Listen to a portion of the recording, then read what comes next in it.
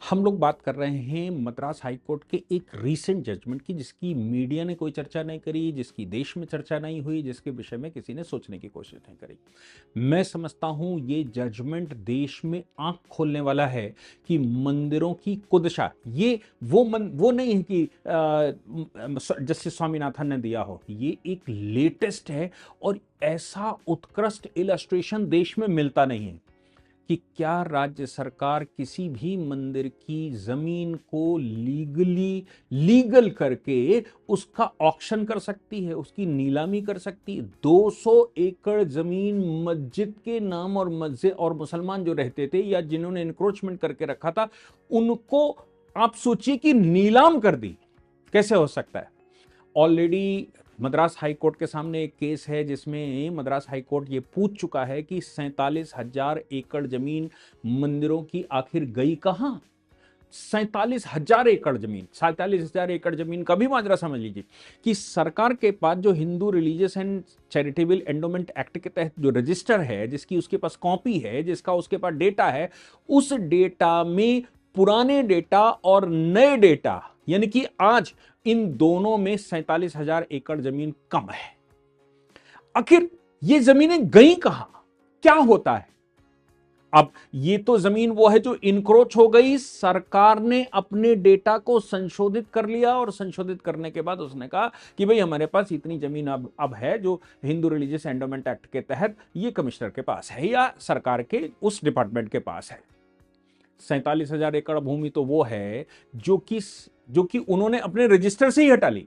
ऐसा एक illustrative case honourable high court के पास गया, 2 जजेस की बेंच ने डिसाइड किया और माथा अपना पीट ही लिया होगा, इसमें कोई दोहराए नहीं। उन्होंने कहा when the fence Yeats their own land, जिसको रखवाली करने के लिए रखा गया था, जो बाड़ बनाई गई थी, वो बाड़ भूमि खा रही है। यानी कि हिंदू रिलीजियस एंडोमेंट एक्ट के तहत मंदिरों से ट्रस्टी कुछ गलत ना कर ले, ट्रस्टी उस जमीन को हड़प ना जाए, ट्रस्टी किसी को कब्जा ना करवा दें, ट्रस्टी ये जो जिनके कब्जे में है मंदिर पुजारी ये कुछ गलत ना कर ले, इसलिए सरकार बैठ गई थी। हालांकि ये कोई नई बात नहीं है। आपको याद होगा कि तमिलनाडु के अंदर, मद्रास के अंदर जब ईसाइयों ने कब्जा किया, यानी कि अंग्रेज सरकार ने कब्जा किया, तब उन्होंने भी एक इनके प्रभुत्व को लेकर, इनके शासन को लेकर उन्होंने कानून पास किया था। बाद में वहां हंगामा हो गया था तो अंग्रेज सरकार ने वापस कर दिया था। लेकिन जब स्वतंत्र हुए तो स्वतंत्र में जब सरकार बैठी तो उसने हिंदू रिलीजियस एंडोमेंट एक्ट पास करके जमीन अपने कब्जे में ले ली और ये मंदिर अपने कब्जे में ले लिया। उद्देश्य ये था कि कोई भी मंदिर में जो ट्रस्टी बैठा हुआ है या जो ट्रस्ट बैठी हुई है या जो लोग बैठे हुए हैं मंदिर में, वो उसकी भूमि, उसकी संपदा, उसकी प्रॉपर्टी, उस मूर्ति और जो भी खजाना है उसका दुरुपयोग ना करने पाए। तो वहां पर एक कमिश्नर बिठा दिया गया और कमिश्नर से यह कहा गया कि भाई तुम ध्यान रखोगे कि ये गलत ना कर पाए, ये तुम्हारा सिर्फ ऑब्जर्वेशन का फंक्शन है कि इसको ऑब्जर्व करो कि कुछ गलत ना होने पाए, बाकी ये जो चला रहे हैं वो चलते रहे।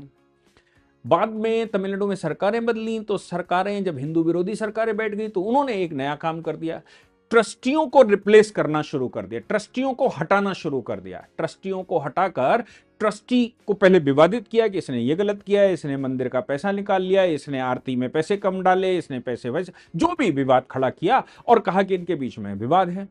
तो ज्यादातर मंदिरों में सरकार बनाम ट्रस्टी के मुकदमे हो गए। एग्जीक्यूटिव ऑफिसर बिठा दिया गया। शुरुआत में मंदिरों में कार्यकारी अधिकारी राज्य सरकार ने बिठा दिया, एंडोमेंट एक्ट के कमिश्नर ने बिठा दिया, वो जो राज्य सरकार बैठी उसने बिठा दिया। मंदिर के जो वंशानुगत ट्रस्टी हैं उनको हटा दिया गया। मैं जिस मंदिर की बात करने जा रहा हूं वो बहुत मशहूर मंदिर है तमिलनाडु का, अन्नामलाई नाथर मंदिर। अन्नामलाई नाथर मंदिर की भूमि की नीलामी करके और मस्जिद को दे दी राज्य सरकार ने भूमि।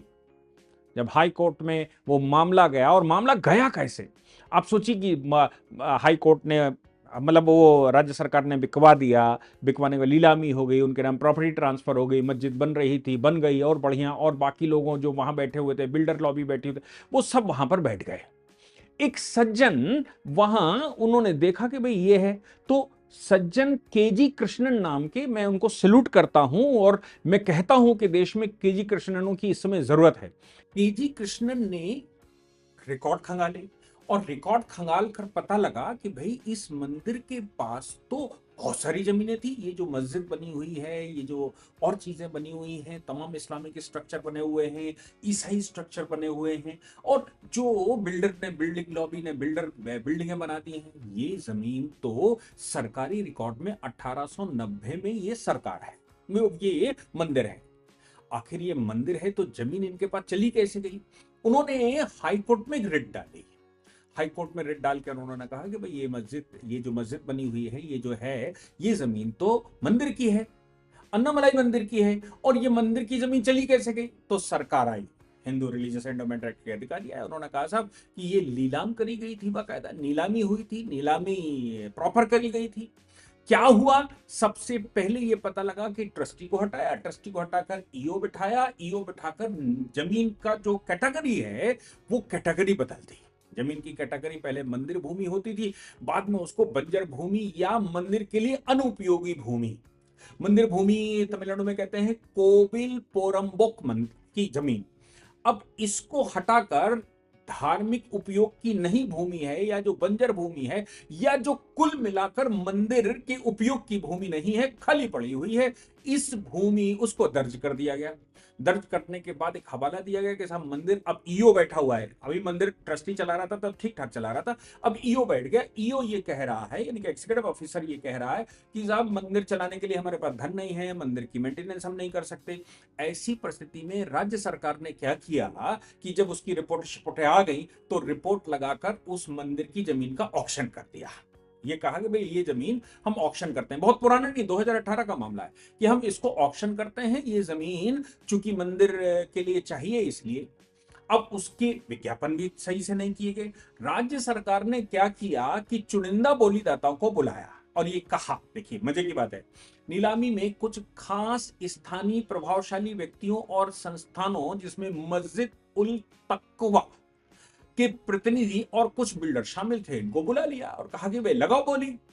इसके बाद एक और चीज तय कर ली, और तय ये कर लिया कि जो जैसी स्थिति में है, यानी कि इस जमीन पर जिसका कब्जा है, जो मस्जिद बनी हुई है, जो लोग वहां बैठे हुए हैं, जमीन उनको हम ट्रांसफर कर देते हैं। नीलामी भी नहीं, मतलब नीलामी में अपने ही लोग बुलाए, वहीं के लोग वो सब बैठ गए जो जिनका कब्जा था, मस्जिद वाले और बाकी लोग, उनके सामने भी ये शर्त रख दी कि भाई ये जो शर्त ये है कि वही लोग इसमें बैठ सकते हैं जिनका कब्जा है। करोड़ों अरबों की 200 एकड़ जमीन, अरबों की जमीन वो ट्रांसफर कर दी इन लोगों को, मस्जिद बन गई, मस्जिद वैलिड हो गई। जब ये केस फाइल हुआ तो उन्होंने कहा भाई कि भाई हिंदू रिलीजियस एंडोमेंट एक्ट, तो हाई कोर्ट ने जब पूरी सुनवाई करी और हाई कोर्ट के सामने इन्होंने कहा कि साहब वो मंदिर हम चला नहीं पा रहे थे, ऐसा था वैसा था, तो उन्होंने कहा देखिए मंदिर की जो भूमि है उसकी दो शर्तें हैं, हिंदू रिलीजियस एंडोमेंट एक्ट के तहत उसकी दो शर्तें। पहली शर्त यह है कि बिना कमिश्नर की अनुमति के कोई भी डिसीजन नहीं लिया जा सकता फेरबदल का, पहली बात। हिंदू रिलीजियस एंडोमेंट एक्ट के तहत जो कमिश्नर बैठा है, ईओ नहीं, एग्जीक्यूटिव ऑफिसर नहीं, जो राज्य सरकार ने बैठा है, बोले कि जो हिंदू रिलीजियस एंडोमेंट एक्ट के तहत जो कमिश्नर बैठा हुआ है वो, उसकी अनुमति चाहिए, पहली चीज। दूसरी बात यह है कि उसकी अनुमति भी अगर वो देता है तो मंदिर के उद्देश्य के लिए देना चाहिए। मंदिर के उद्देश्य से परे अगर कोई अनुमति दी जाती है तो वो अनुमति वैलिड नहीं है। अब ये कहते हैं कि साहब जो क्वेश्चन सब वो कह रहे हैं कि साहब हम ये मानते हैं कि हमने एक गड़बड़ी हो गई है और चूंकि लोग कब्जे में थे इसलिए हमने उनको ही ऑक्शन के लिए पहली प्रेफरेंस दी, बाकी लोगों को हम। हाई कोर्ट की 2 जजेस की बेंच ने कहा यह विषय ही नहीं कि आपने ऑक्शन की या नहीं की। उन्होंने कहा ऑक्शन करने का जो ग्राउंड था वही इलीगल है, क्योंकि डाइटी की अनुमति के बगैर, जो वहां डीटी बैठे हैं यानी कि देवता बैठे हैं, देवता की अनुमति के बगैर निर्णय ही नहीं लिया जा सकता। और देवता चूंकि बच्चा होता है, देवता बच्चा होता है, चूंकि बच्चा होता है इसलिए उसके गार्जियन के नाते कोर्ट होती है। तो जैसे गार्जियन, जैसे एक माइनर की संपत्ति है, किसी भी माइनर की, उसके सगे माता पिता भी माइनर की संपत्ति बिना अदालत की अनुमति के नहीं बेच सकते। एक माइनर की संपत्ति उसकी दादी दे गई, उसकी नानी दे गई, वसीयत कोई कर गया, किसी ने उसको ट्रांसफर कर दी, किसी तरह से आई, माइनर के पास जो संपत्ति है उस संपत्ति का भी अगर उसके सगे मां बाप भी डिस्पोजल करना चाहते हैं तो वो उसका डिस्पोजल नहीं कर सकते जब तक कोर्ट की अनुमति ना हो, बच्चे की भलाई के बच्चे ना हो। यहां पर जो डाइटी है, जो देवता है, देवता को माइनर माना जाता है। बिना अदालत की अनुमति के कोई सेल हो ही नहीं सकती। तुमने इसकी लीलामी कैसे कर दी? और चूंकि संरक्षक के रूप में हम बैठे हुए हैं, यानी कि उन्होंने कहा कि जब कोर्ट संरक्षक के रूप में बैठा हुआ है तो कोर्ट के संरक्षण में पूरी प्रक्रिया अपनाए बगैर कोई निर्णय नहीं हो सकता। और पहले कोर्ट के सामने आपको सेटिस्फाई करना पड़ता है कि वाकई में माजरा क्या है और क्यों समस्या आई। चूंकि ना तो कोर्ट के सामने मामला गया, चूंकि ना ही और इसके वंशानुगत ट्रस्टियों को आपने हटा दिया, ईओ ने निर्णय लिया जो राज्य सरकार ने बिठाया, कमिश्नर की भी अनुमति नहीं है, डाइटी के उद्देश्य के लिए कुछ हुआ नहीं है, माइनर डाइटी के उद्देश्य के लिए यानी कि मंदिर के रखरखाव, मंदिर को बढ़ाने के लिए, मंदिर को सजाने के लिए कोई काम नहीं किया गया है।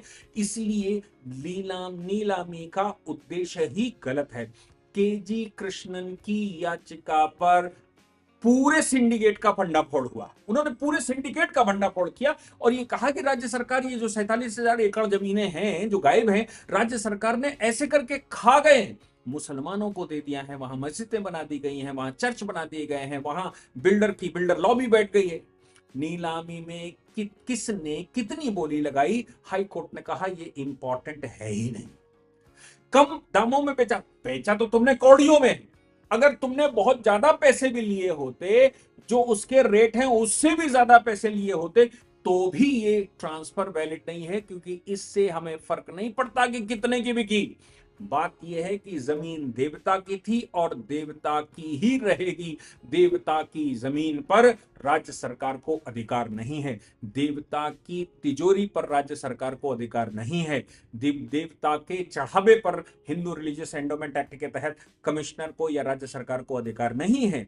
ये तो केवल देवता को ही, और ये सुप्रीम कोर्ट में पहले ही आ चुका है, जिसमें सुप्रीम कोर्ट भी कह चुका है कि जो देवता का पैसा है, उसका जो चढ़ावा आता है, उसके पास जो रख रखाव का पैसा है, वो ट्रस्टी भी, या उसकी जमीनें या उसकी प्रॉपर्टी या मंदिर के पास जो भी खजाना है, वो खजाना या उनको भी ट्रस्टी भी उसका दुरुपयोग नहीं कर सकते। ट्रस्टियों को भी अधिकार नहीं है, भले ही वंशानुगत हो। उनको कंट्रोल करने के लिए ही तो इनको बिठाया गया था, हिंदू रिलीजियस एंडोमेंट एक्ट के तहत इनको ही बिठाया गया था।